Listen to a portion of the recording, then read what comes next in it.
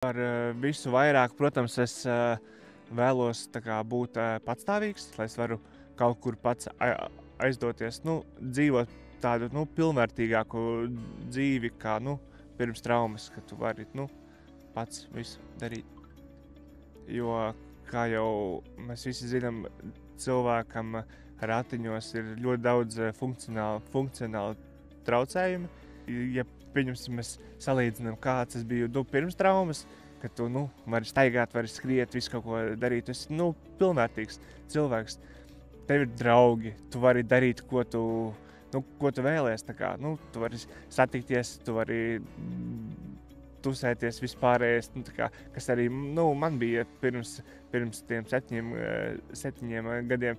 Es gāju ārā ar cilvēkiem, sportoju un vispārējais. Tu biji ar draugiem, un tu varēji visu kaut ko darīt. Bet tad, kad es notraumējos, tad tas viss tā apstājās. Tad tu saproti to, ka tu tā kā neesi vairs tik pilnvērtīgs.